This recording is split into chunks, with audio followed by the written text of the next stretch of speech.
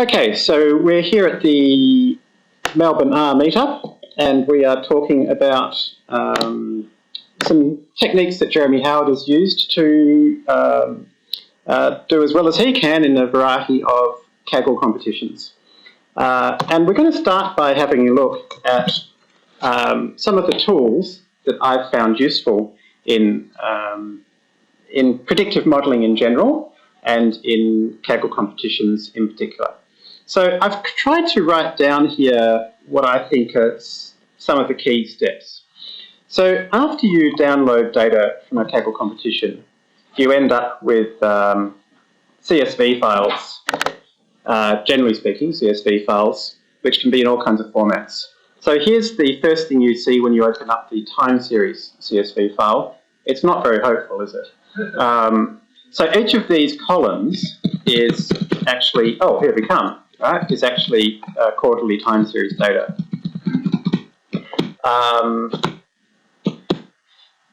And so because, well, for various reasons, it's kind of each one's different lengths and they kind of start further along. The particular way that this was provided didn't really suit the tools that I was using. And in fact, if I remember correctly, I've already adjusted it slightly because it originally came in rows rather than columns. Yeah, that's right. This is how it originally came in rows rather than columns. So this is where this kind of data manipulation toolbox comes in. There's all kinds of ways to swap rows and columns around, which is where I started. The really simple approach is to select the whole lot, copy it, and then paste it and say transpose in Excel. And that's one way to do it. And then having done that, I ended up with something which I could open up in... Let's have a look at the original file. This is the original file in Vim, which is my text editor of choice. This is actually a really good time to get rid of all of those kind of leading commas because they kind of confuse me. So this is where stuff like Vim is great, even things like Notepad++ and Emacs and any of these kind of power user text editors will work fine, as long as you know how to use regular expressions. And if you don't, I'm not going to show you now, but you should definitely look it up. So in this case, I'm just going to go, okay, let's use a regular expression. So I'll say S for substitute on the whole file, start with any number of commas, and replace it with nothing at all. And you can see Vim, and then I'm done. Right, so I can now save that, and I've got a nice, easy file that I can start using. So that's why I've listed this idea of data manipulation tools in my toolbox. And to me, Vim or some regular expression powered text editor which can handle large files is something to be familiar with. So just in case you didn't catch that, that is regular expressions. Probably the most powerful tool for doing text and data manipulation that I know of. Sometimes they're just called regexes. The most powerful types of regular expressions, I would say, would be the ones that are in Perl. They've been widely used elsewhere. Any C program that uses the PCRE engine has the same regular expressions as Perl, more or less. C# and .NET have the same regular expressions as Perl, more or less. So this is a nice example of one bunch of people getting it right and everybody else plagiarising.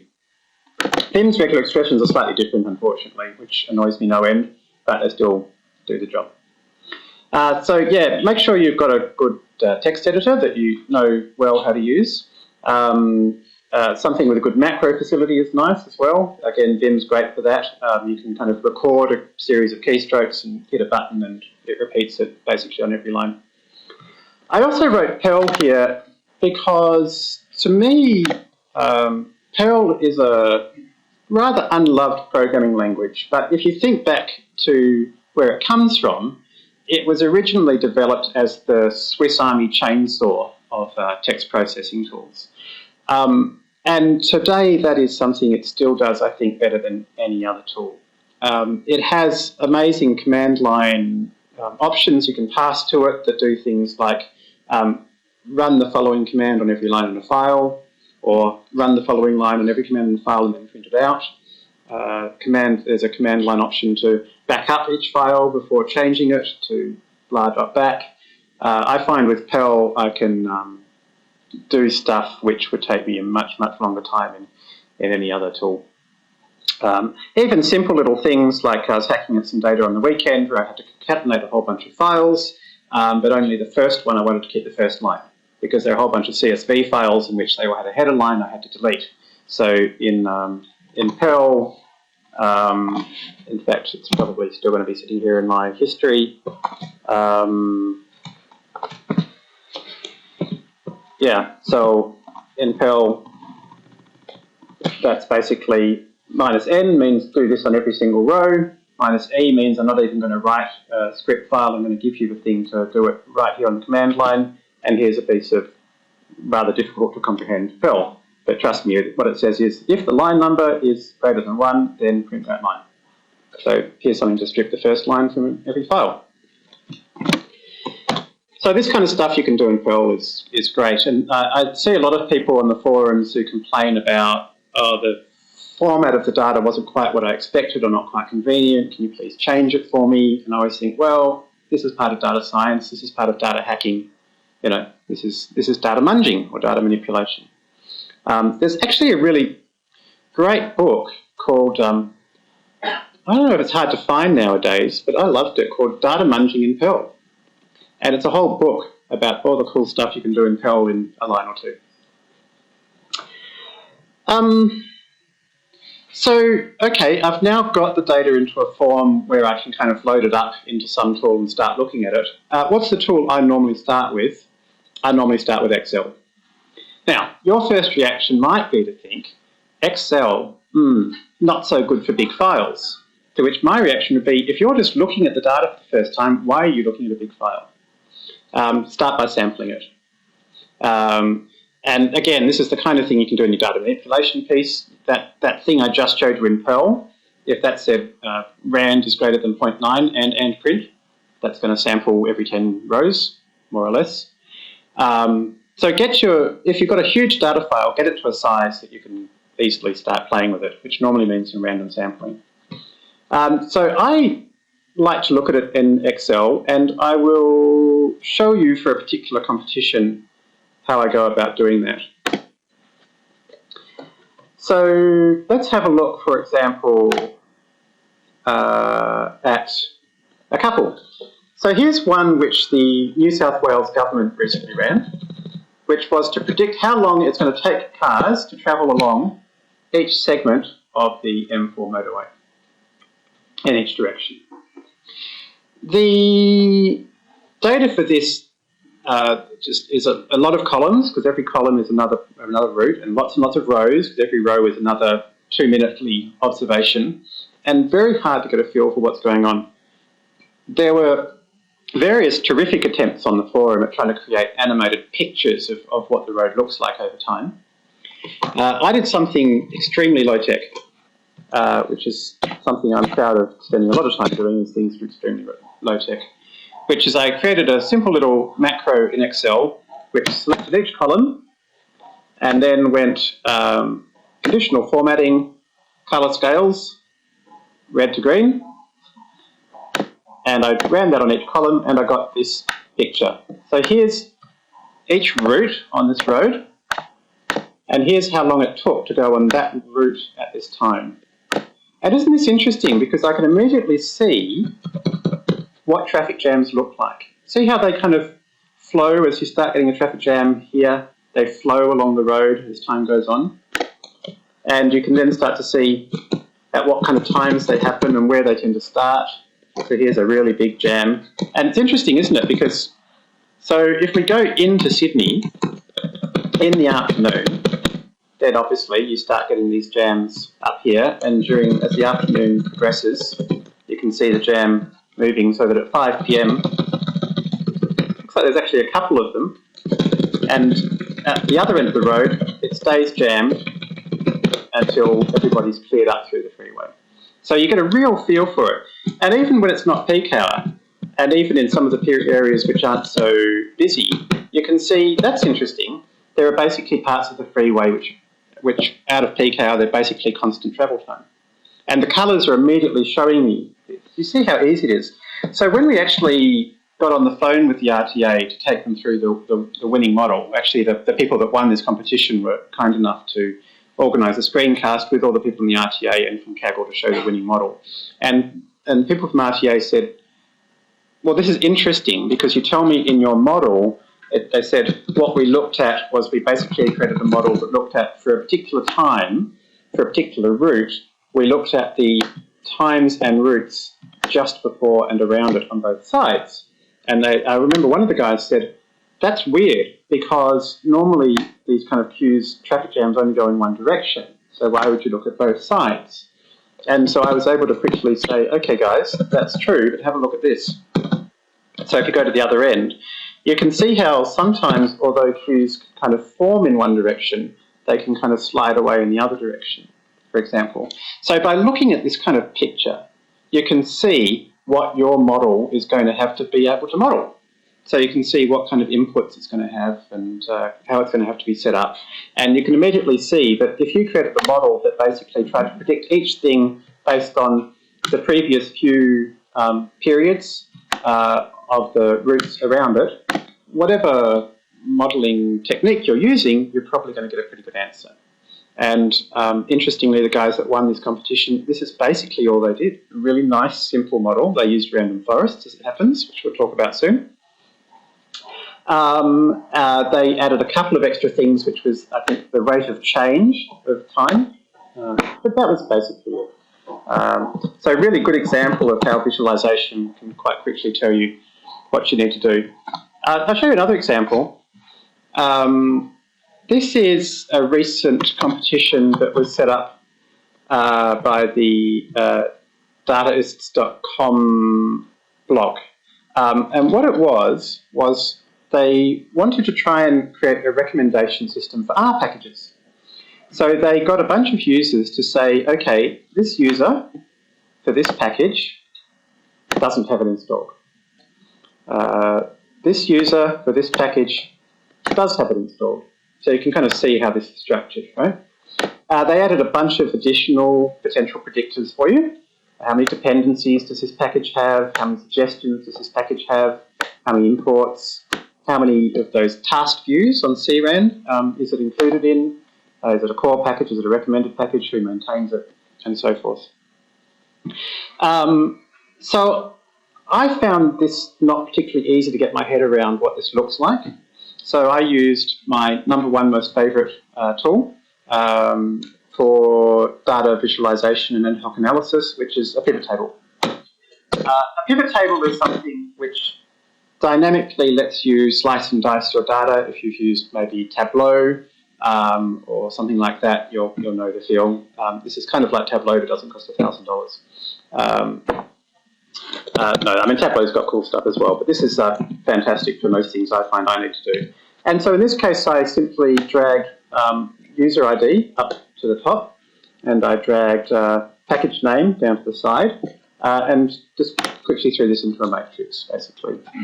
And so you can see here what this data looks like, which is that those nasty people at dataists.com has deleted a whole bunch of things in this matrix. So that's the stuff that they want us to predict. And then we can see that generally, as you expect, there's ones and zeros. There's some weird shit going on here where some people have things apparently there twice, which suggests to me maybe there's something funny with data collection. And there's other interesting things. There are some things which seem to be quite widely installed. Most people don't install most packages. And there is this mysterious user number 5 who is the world's biggest R package slut. He or she installs everything that they can, and I can only imagine that ADACGH is particularly hard to install because not even user number 5 managed to get around to it. So you can see how kind of creating a simple little picture like this, I can get a sense of what's going on.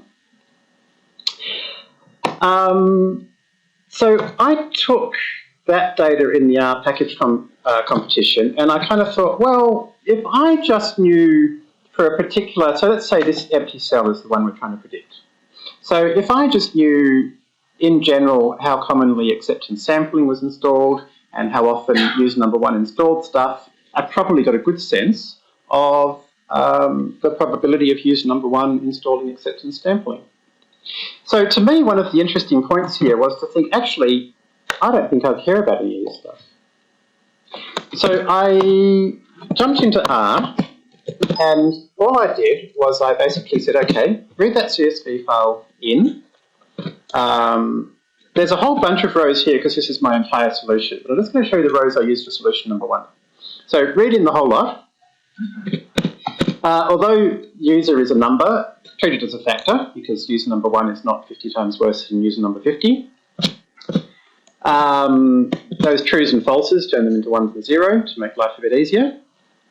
And now apply mean, the mean function, to each user across their installations, and apply the mean function to each package across that package's installations.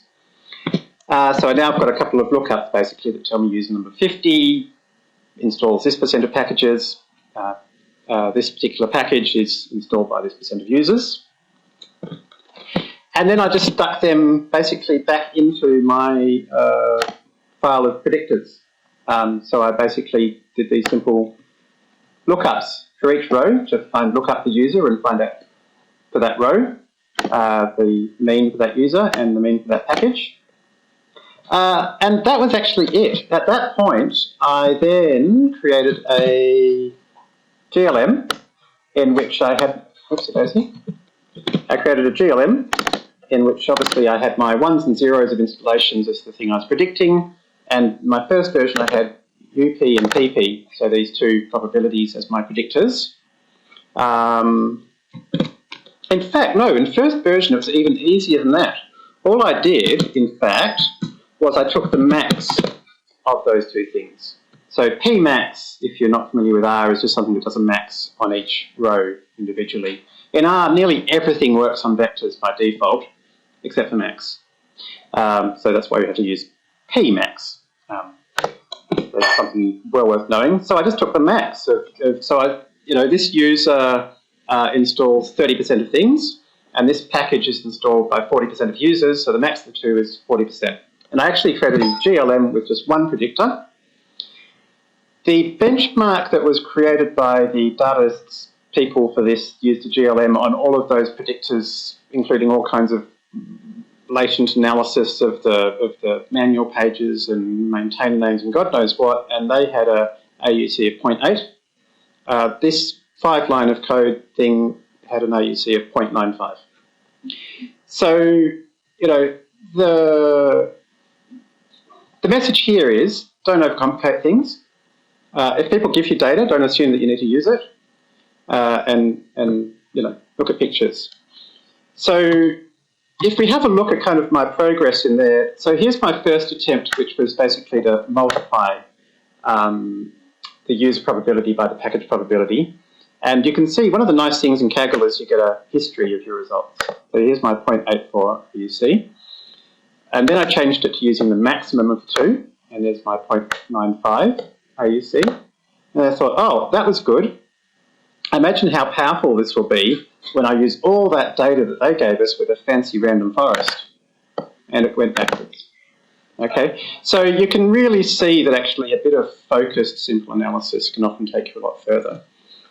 So if we look to the next page, we can kind of see where I kind of kept thinking random forests, they ought to bloody work, so there's more random forests, and that went backwards, and then I started adding in a few extra things, and then actually I thought, there is one piece of data which is really useful, which is that dependency graph. If somebody has installed package A and it depends on package B, and I know they've got package A, then I also know they've got package B. So I added that piece. That's the kind of thing I find a bit difficult to do in R, because I think R is a slightly shit programming language. So I did that piece in a language which I quite like, which is C#, imported it back to R, and then as you can see, each time I send something off to Kaggle, I generally copy and paste into my notes just the line of code that I ran. So I can see exactly what it was. So here I added this dependency graph, and I jumped up to 0.98. that's basically as far as I got in this competition, which was enough for 6th place. I made a really stupid mistake. Yes, if somebody has package A and it depends on package B, then obviously that means they got package B. I did that. If somebody doesn't have package B and package A depends on it, then you know they definitely don't have package A. I forgot that piece. And so when I went back and put that in after the competition was over and I realised I'd forgotten it, I realised I could have come about second if I'd just done that. So in fact, to get, in the top 3 in this competition, that's probably as much modelling as you needed. So I think you can do well in these comps without necessarily being an R expert or necessarily being a stats expert, but you do need to kind of dig into the toolbox appropriately. So let's go back to my extensive slide presentation. So you can see here we talked about data manipulation, about the interactive analysis. We've talked a bit about visualizations, and I include there even simple things like those tables we did. As I just indicated, in my toolbox is some kind of general purpose programming tool. And to me, there's kind of 3 or 4 clear leaders in this space. And I know from speaking to people in the data science world, about half the people I speak to don't really know how to program. You definitely should, because otherwise all you can do is use stuff that other people have made for you. And I would be picking from these tools. So I like the highly misunderstood C#, and I would combine it with these particular libraries for, yes, question? Yeah, I was just wondering whether you saw R as complementary or competing. Yeah, complementary, and I'll come to that in the very next bullet point. Yes. So this general purpose programming tools is just for the stuff that R doesn't do that well. And even the guy that wrote R, Ross Lotko, says he's not that fond nowadays of various things of R as a kind of a underlying language. Whereas there are other languages which are just so powerful and so rich and so beautiful. I should have actually included some of the functional languages in here too, like Haskell would be another great choice. But if you've got a good powerful language, a good powerful matrix library, and a good powerful machine learning toolkit, you're doing great. So Python is fantastic. Python also has a really, really nice REPL. A REPL is like, where you type in a line of code like in R and it immediately gives you the results and you can keep looping through like that. You can use IPython, which is a really fantastic REPL for Python. And in fact, the other really nice thing in Python is Matplotlib, which gives you a really nice charting library. Much less elegant, but just as effective for C# and just as free is the MS chart controls. I've written a kind of a functional layer on top of those to make them easier to do analysis with, but they're super fast and super powerful, so that only takes 10 minutes. If you use C++, that also works great. There's a really brilliant thing, very, very underutilized, called Eigen, which originally came from the KDE project and just provides an amazingly powerful kind of vector and scientific programming kind of language on top of C++. Java, to me, is something that used to be on a par with C# back in the 1 and 1.0, 1.1 days. It's looking a bit sad nowadays, but on the other hand, it has just about the most powerful general purpose machine learning library on top of it, which is weaker. So there's a lot to be said for using that combination. In the end, if you're a data scientist who doesn't yet know how to program, my message is learn to program. And I don't think it matters too much which one you pick. I would be picking one of these, but without it, you're going to be struggling to go beyond what the tools provide. A question at the back. I just want to go back to the visualization and Patrick Blue or someone else has an alternative like Fast Jump that is freely available.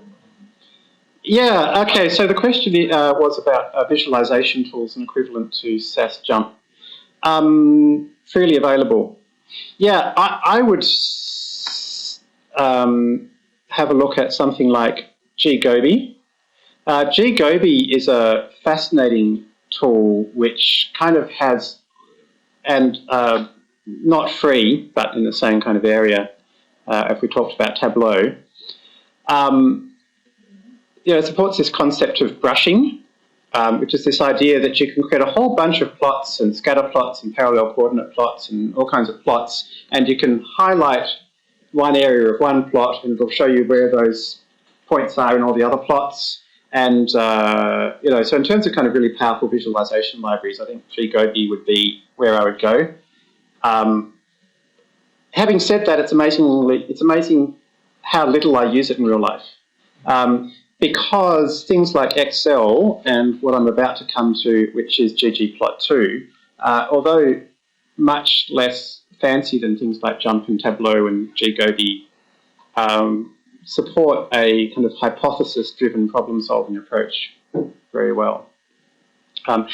Something else that I do is I tend to try to create visualizations which, meet my particular needs. So we talked about the time series problem, and the time series problem is one in which I used a very simple 10-line JavaScript piece of code to plot every single time series in a huge big mess like this. Now, you kind of might think, well, if you're plotting hundreds and hundreds of time series, how much insight are you really getting from that? But I found it was amazing how just scrolling through, hundreds of time series, how much my brain picked up. And what I then did was, when I started modeling this, was I then turned these into something a bit better, which was to basically repeat it, but this time I showed both the orange, which is the actuals, and the blues, which is my predictions. So and then I put the metric of how successful this particular time series was. So I kind of found that using more focused kind of visualization development, in this case I could immediately see whereabouts were which numbers were high. So here's one here, 0.1, that's a bit higher than the others, and I could immediately kind of see what have I done wrong, and I could get a feel of how my modelling was going astray. So I tend to think you don't necessarily need particularly sophisticated visualization tools. They just need to be fairly flexible, and you need to know how to drive them to give you what you need. So, through this kind of visualization, I was able to make sure every single chart in this competition, if it wasn't matching well, and I'd look at it and I'd say, yeah, it's not matching well because there was just a shock in some period which couldn't possibly be predicted, so that's okay. And so this was one of the competitions that I won, and I really think that this visualization approach was key.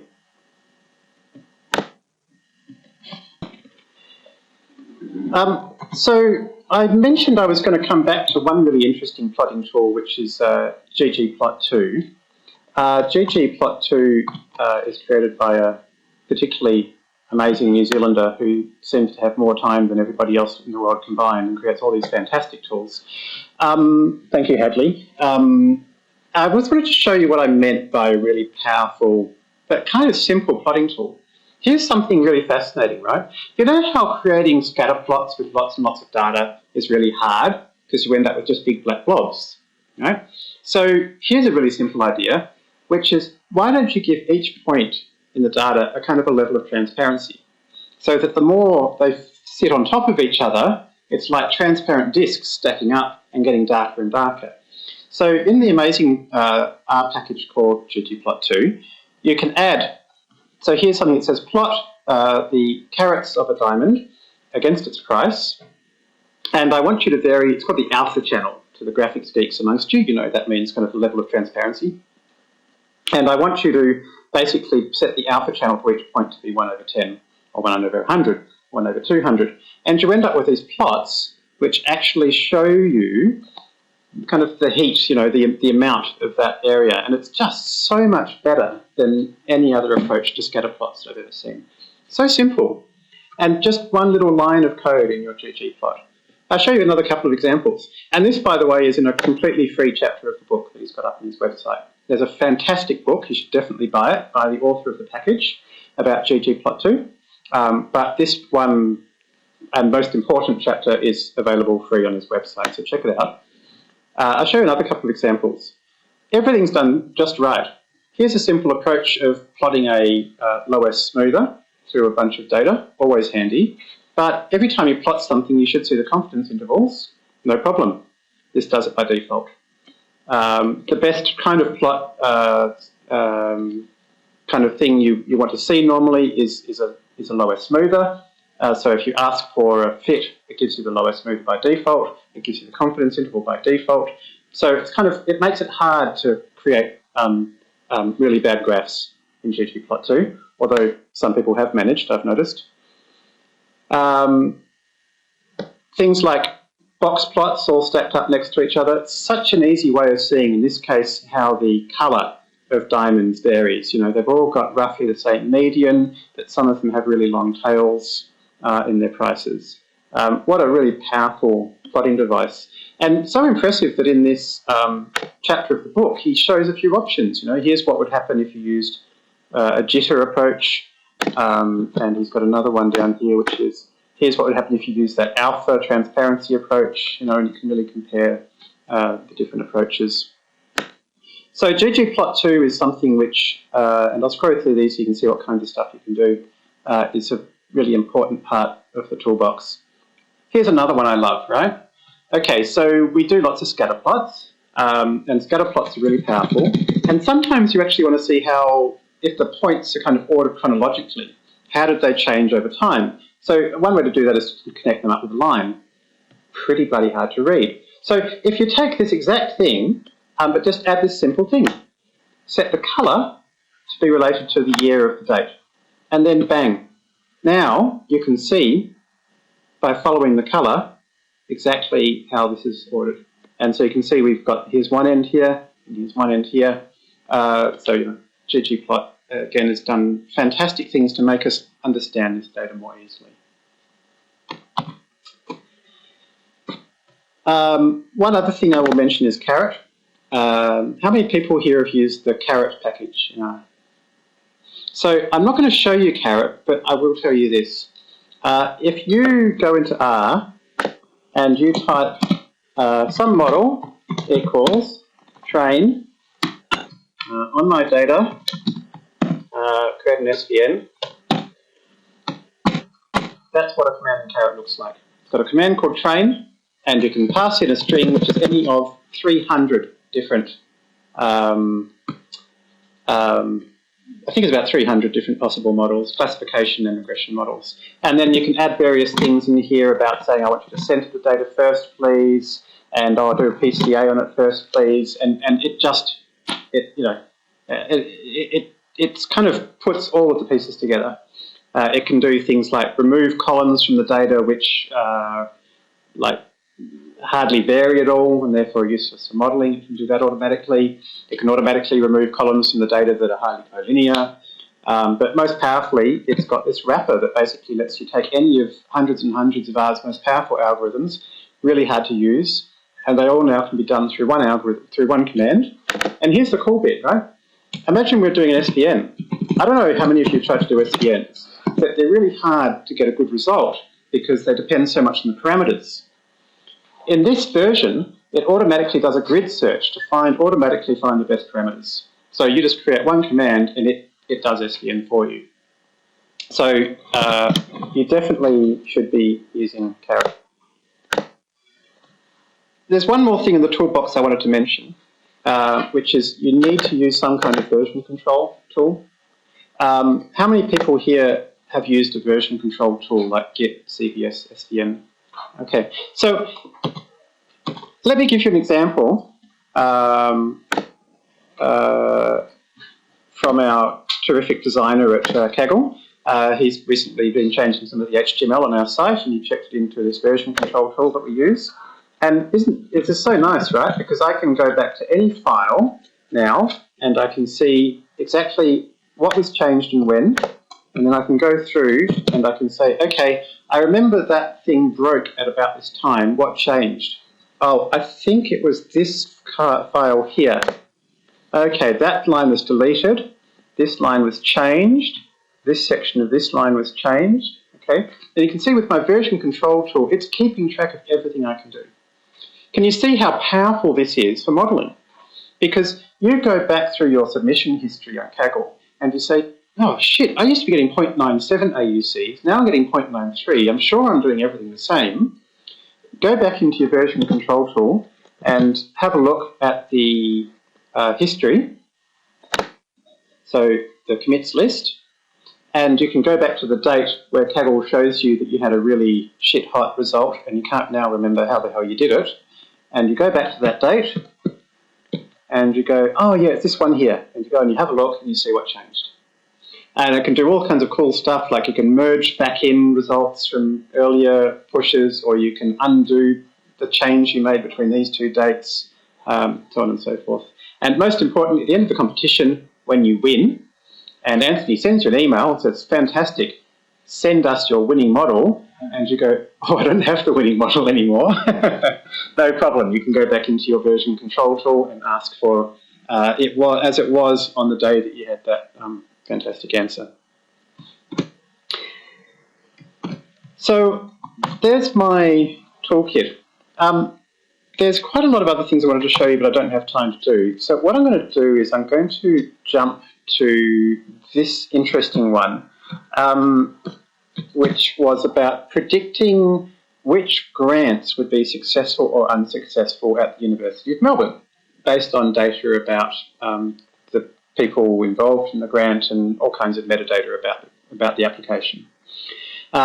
This one's interesting because I won it by a fair margin, kind of 0.96 to 0.97 is kind of 25% of the available error. It's interesting to think, what did I do right this time, and how did I set this up?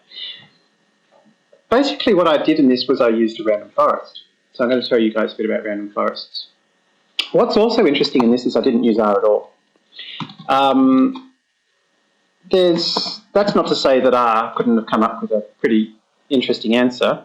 The guy who came second in this comp used SAS, but I think he used like 12 gig of RAM, multi-core, huge thing. Mine ran on my laptop in 2 seconds. So, I'll show you an approach which is very efficient as well as being very powerful. Can it be opened? Why not? Okay, so grants. So I did this all in C#, and the reason that I didn't use R for this is because the data was kind of complex. Each grant had a whole bunch of people attached to it. It was done in a denormalized form. I don't know how many of you guys are familiar with kind of normalization strategies, but basically denormalized form basically means you had a whole bunch of information about the grant, kind of the date and blah, blah, blah. And then there was a column, a whole bunch of columns about person one. Did they have a PhD? And then there's a whole bunch of columns about person two, right? And so forth for, I think it was about 13 people. Very, very difficult to model this extremely wide and extremely, messy data set. It's the kind of thing that general purpose computing tools are pretty good at. So I pulled this into C# and created a grants data class where basically I went, okay, read through this file, and I created this thing called grants data, and for each line I split it on a comma and I added that grant to this grants data. For those people who maybe aren't so familiar with general purpose computing, general purpose programming languages, you might be surprised to see how readable they are. This idea, I can say for each something in lines.select the line split by comma. If you haven't used anything but Fortran, you might be surprised that something like C# looks so easy. File.readlines.skip some lines. This is just to skip the first line of the header. And in fact, later on, I discovered the first couple of years of data were not very predictive of today, so I actually skipped all of those. And the other nice thing about these kind of tools is, okay, what does this .add do? I can whack one button and bang, I'm into the definition of .add. You know, these kind of IDE features are really helpful. And this is equally true of most Python and Java and C++ editors as well. So the kind of stuff that I was able to do here was to create all kinds of interesting derived variables. Like here's one called max year birth. So this one is one that goes through all of the people on this application and finds the one with the largest year of birth. Okay. Again, it's just a single line of code. If you kind of get around the kind of curly brackets and ugly things like that, the actual logic is extremely easy to understand. You know, things like, do any of them have a PhD? Well, if there's no people in it, none of them do. Otherwise, oh, this is just one person has a PhD. Down here somewhere I can find it. Any has, there we go, PhD. Bang, straight to there. There you go. Does any person have a PhD? So I create all these different derived fields. I use pivot tables to kind of work out which ones seem to be quite predictive before I put these together. And so what did I do with this? Well, I wanted to create a random forest from this. Now, random forests are a very powerful, very general purpose tool. But the R implementation of them has some pretty nasty limitations. For example, if you have a categorical variable, in other words, a factor, it can't have any more than 32 levels. If you have a continuous variable, so like an integer or a double or whatever, it can't have any nulls. So there are these kind of nasty limitations that make it quite difficult. And it's particularly difficult to use in this case because things like the RFCD codes had hundreds and hundreds of levels, and all the continuous variables were full of nulls. And in fact, if I remember correctly, even the factors aren't allowed to have nulls, which I find a bit weird because to me null is just another factor, right? You know, they're male or they're female or they're unknown, I don't know. It's still something I should better model on. So I created a system that basically made it easy for me to create a data set I could model on. So I made this decision. I decided that let's have a look, here we are, that for doubles that had nulls in them, I created something which basically simply added two rows, two columns. One column which was, is that column null or not? 1 or 0. And another column which is the actual data from that column. So whatever it was, 2.3, well, so that one's a null, so 2.3, 6, blah, blah, blah, blah, blah. And wherever there was a null, I just replaced it with the median. So I now had two columns where I used to have one, and both of them are now modelable. Why is that? Why the median? Actually, it doesn't matter. Because every place where this is the median, there's a 1 over here. So in my model, I'm going to use this as a predictor.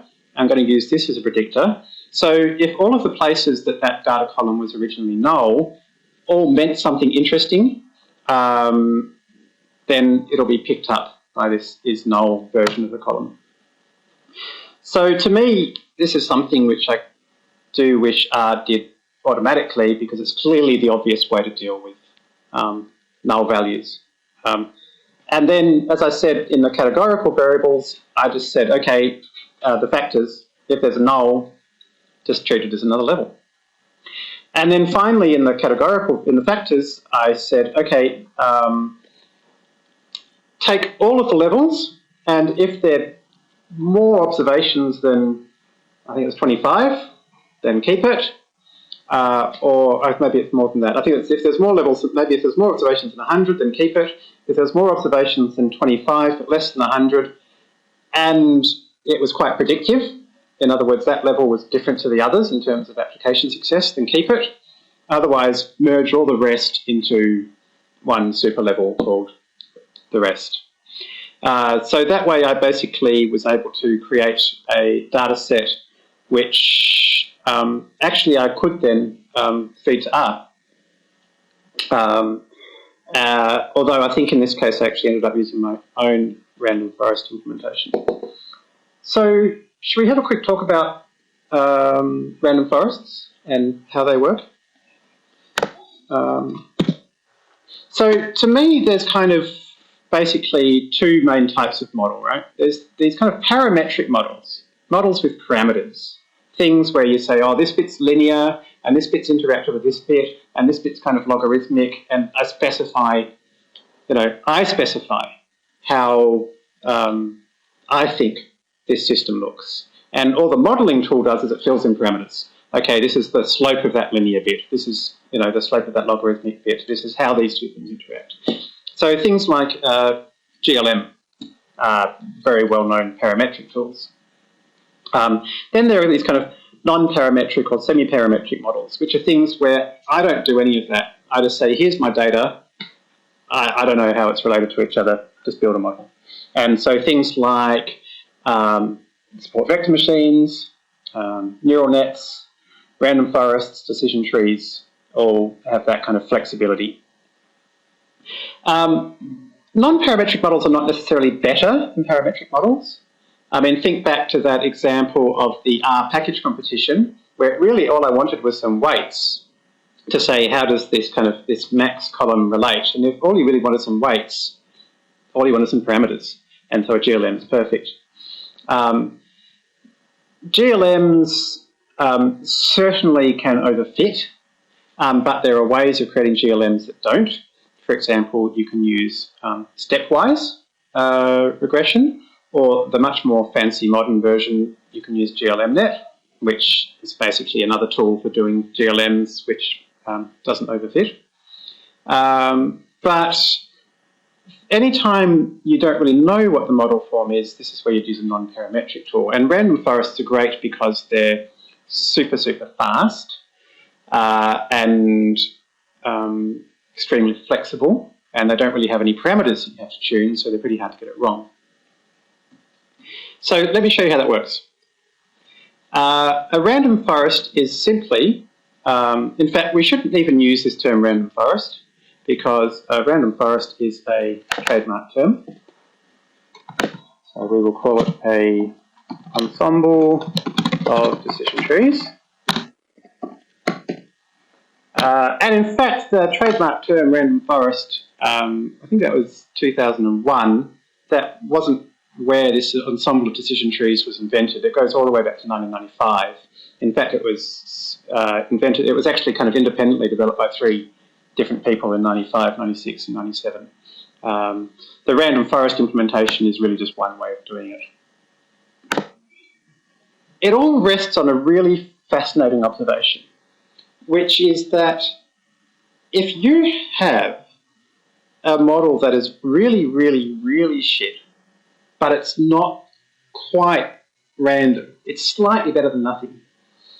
And if you've got 10,000 of these models that are all different to each other, and they're all shit in different ways, but they're all better than nothing, the average of those 10,000 models will actually be fantastically powerful as a model of its own. So this is the wisdom of crowds or ensemble learning techniques. You can kind of see why, right? Because if out of these 10,000 models, they're all kind of crap in different ways, they're all a bit random, right? They're all a bit less better than nothing. 9,999 of them might basically be useless, but one of them just happened upon the true structure of the data. So the other 9,999 will kind of average out, being if they're unbiased, not correlated with each other, they'll all average out to whatever the average of the data is.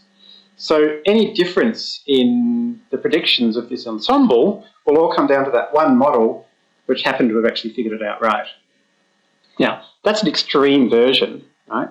But that's basically the concept behind all these ensemble techniques. And if you want to invent your own ensemble technique, all you have to do is come up with some learner, some underlying model, which is which you can randomize in some way, and each one will be a bit different, and you run it lots of times. And generally speaking, this whole approach we call random subspace. So random subspace techniques, let me show you how unbelievably easy this is. Take any model, any kind of modelling algorithm you like. Here's our data. Here's all the rows. Here's all the columns. Okay, I'm now going to create a random subspace.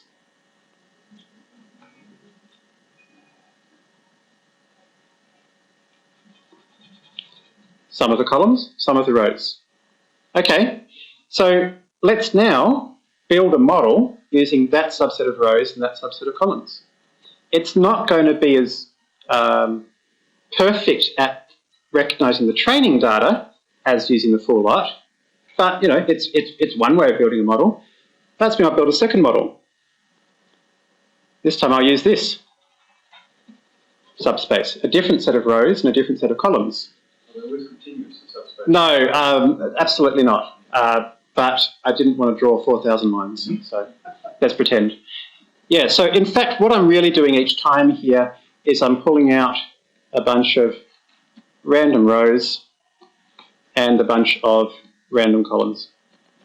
You're random sampling across both dimensions. Correct. And this is a random subspace. It's just one way of creating a random subspace, but it's a nice, easy one.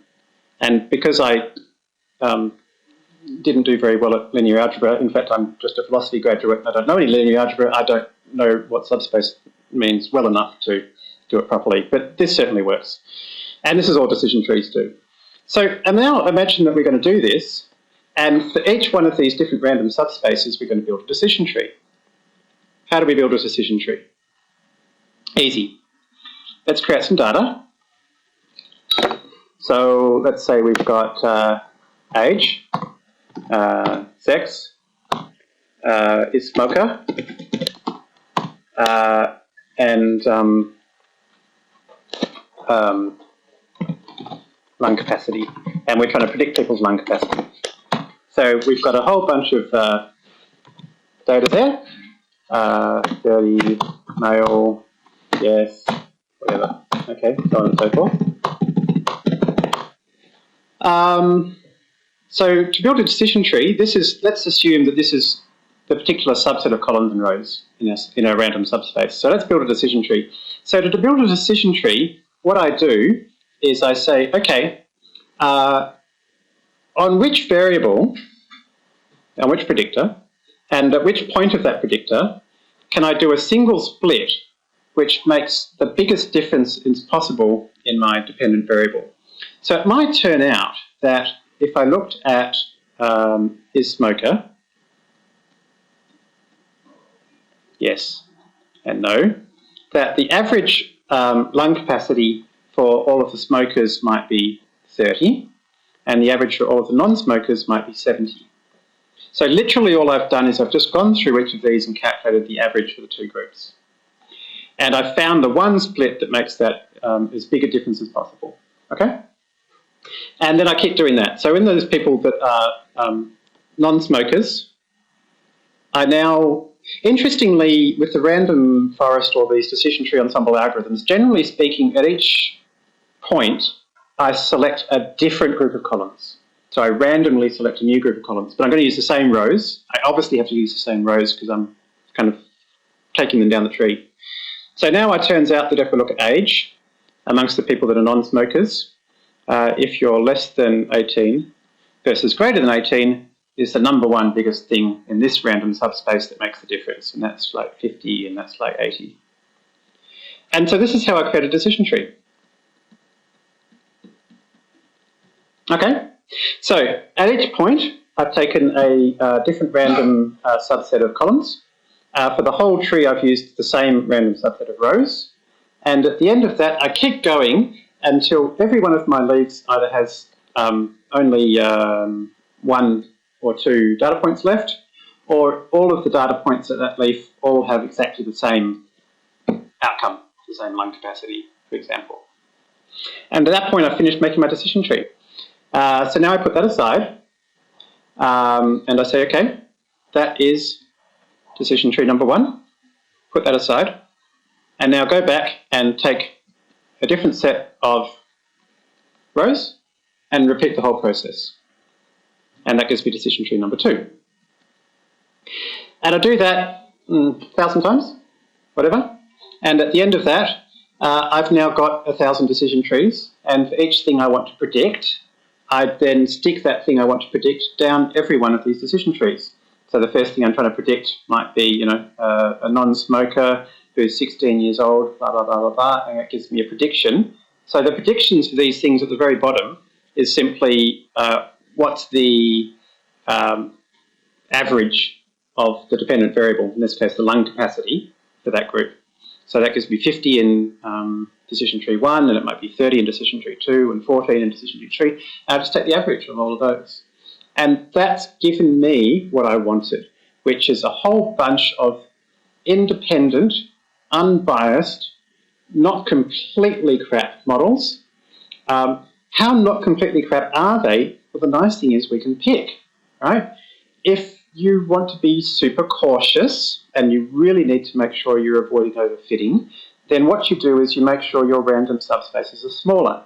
You pick less rows and less columns, so that then each tree is shitter than average.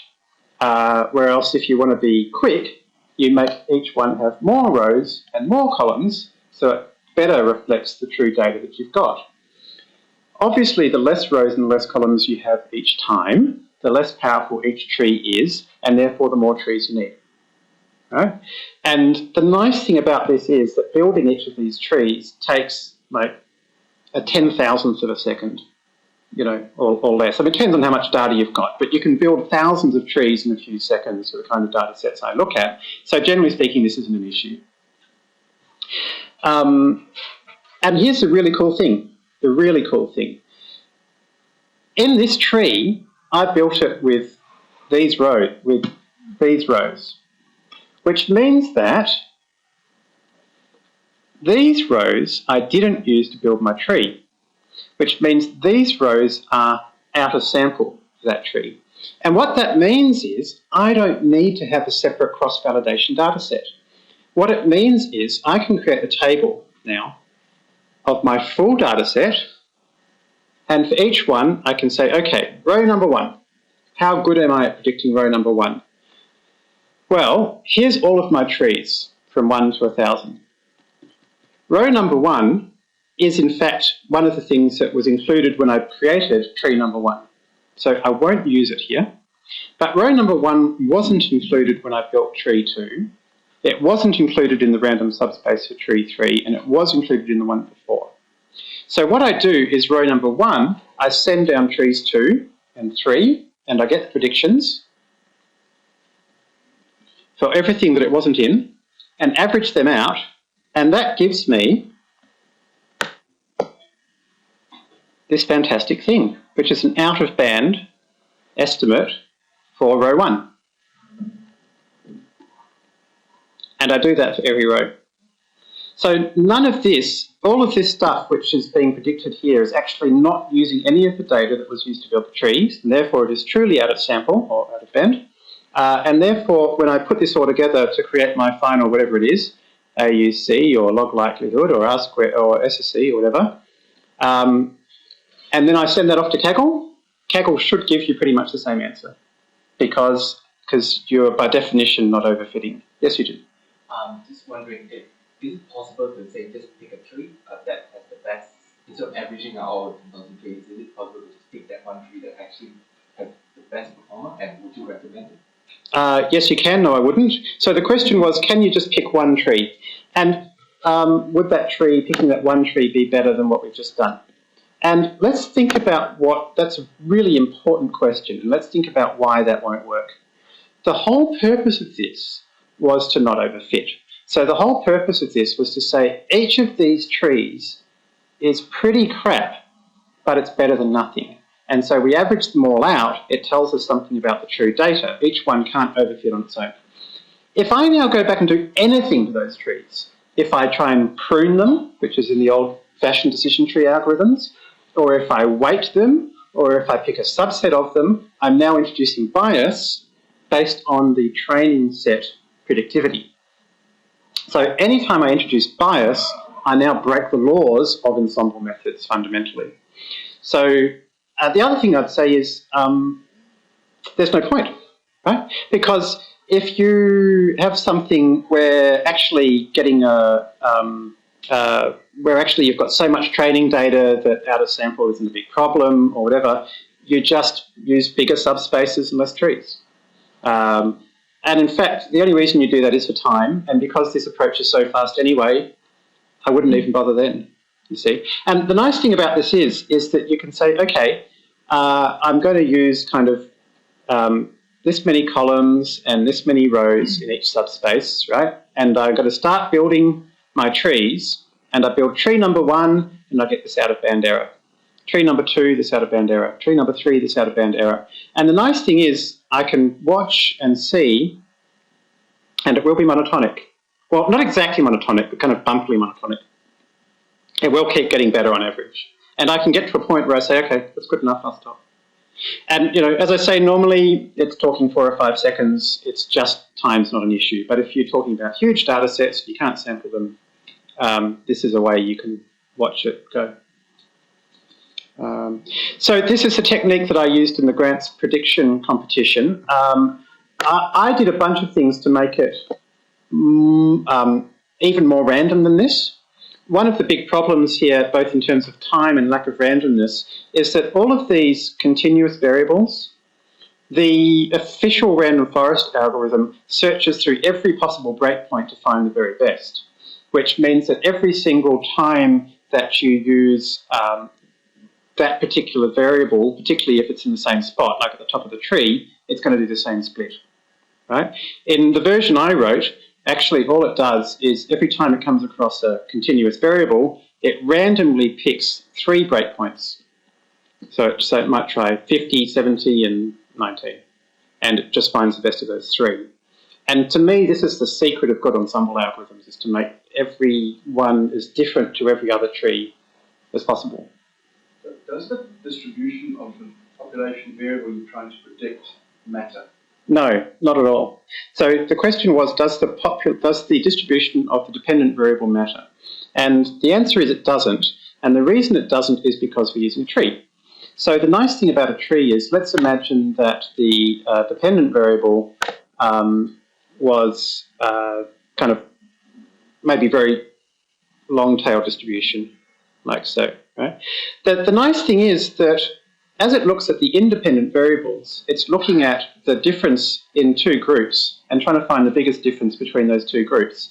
So regardless of the distribution, it's more like a rank measure, isn't it? It's picked a particular breakpoint and it's saying which one finds the biggest difference between the 2 groups. So regardless of the distribution of the dependent variable, it's still going to find the same breakpoints because it's really a non-parametric measure.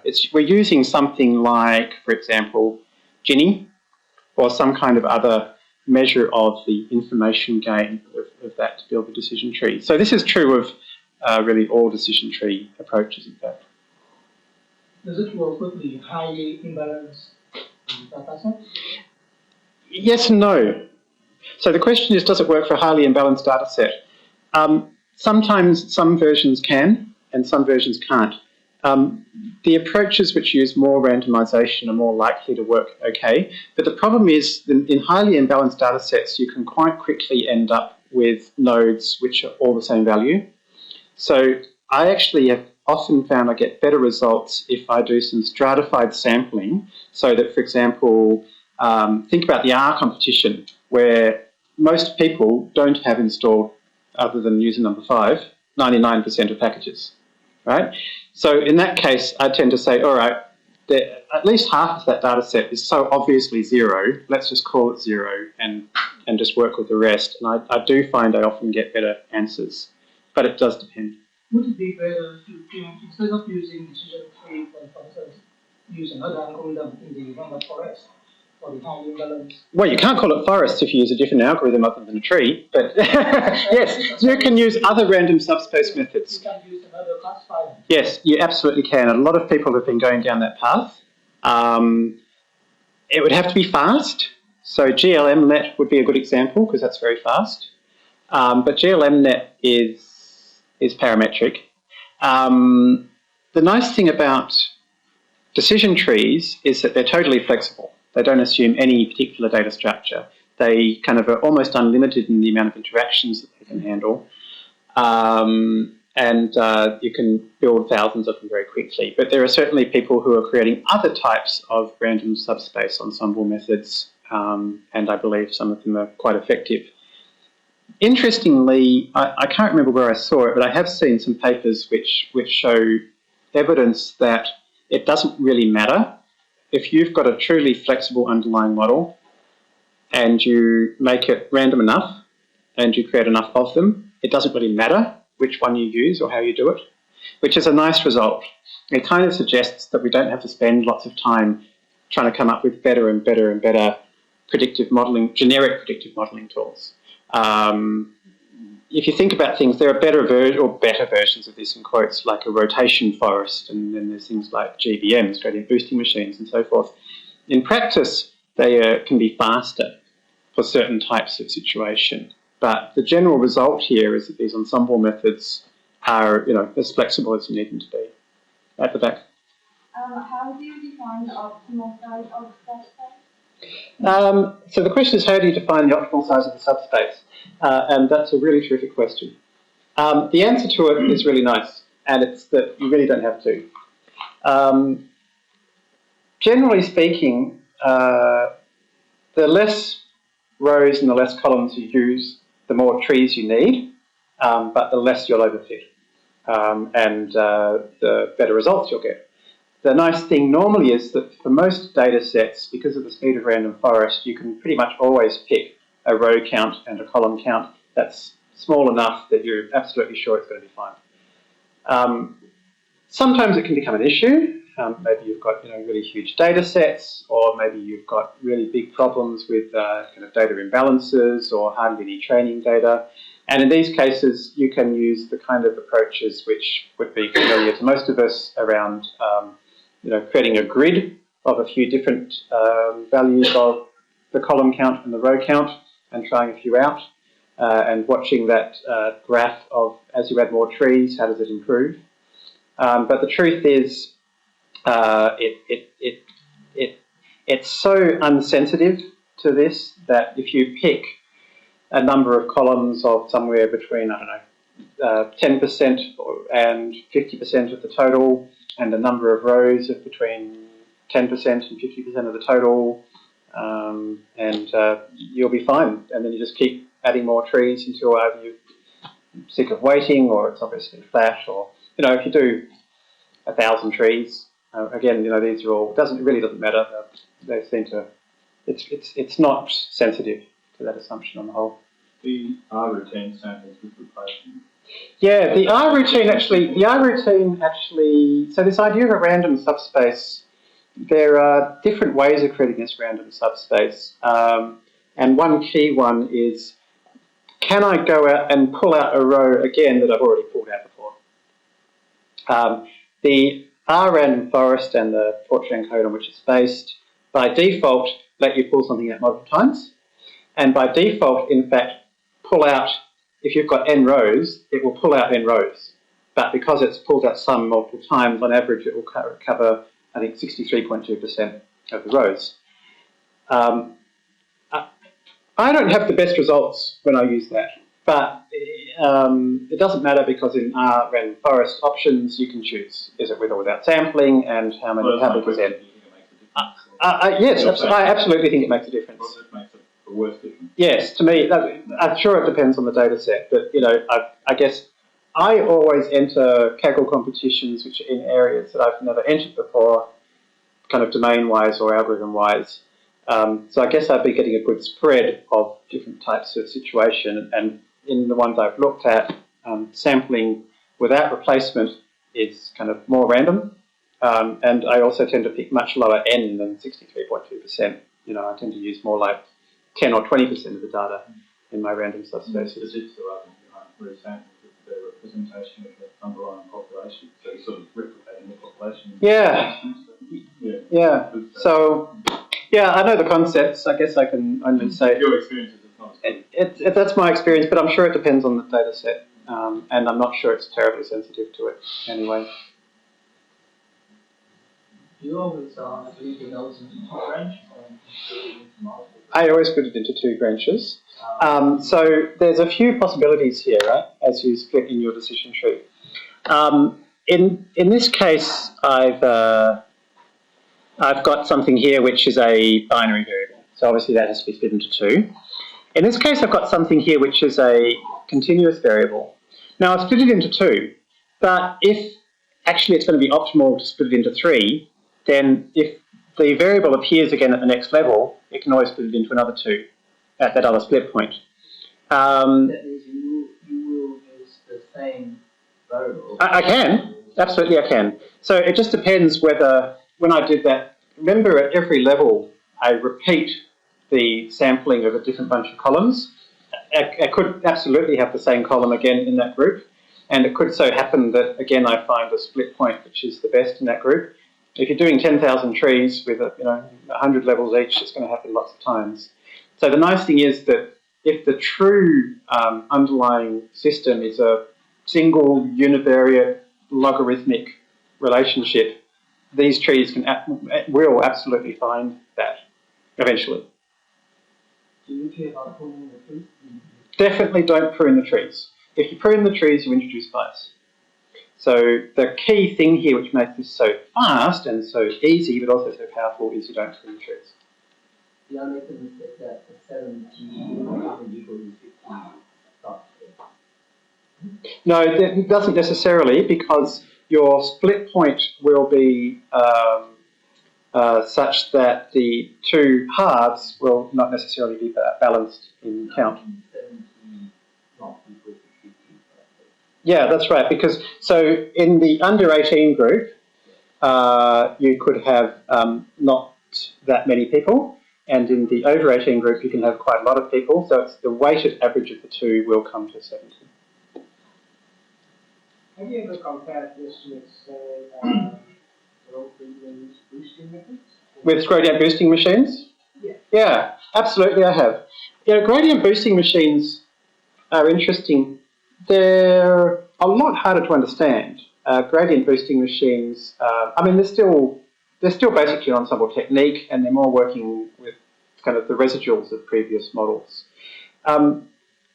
There's a few pieces of theory around gradient boosting machines which are nicer than random forests. They ought to be faster, and they ought to be more well-directed. And you can do things like, say, with a gradient boosting machine, this particular column has a monotonic relationship with a dependent variable, so you can actually add constraints in, which you can't do with random forests.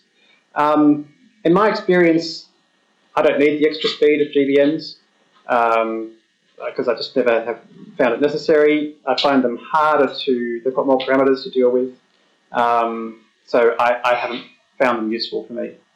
And I know a lot of data mining competitions and also a lot of real-world predictive modelling problems. People try both and end up with random forests, similar reasons. Well, we're probably just about out of time, so maybe if there's any more questions I can chat to you guys afterwards. Thanks very much.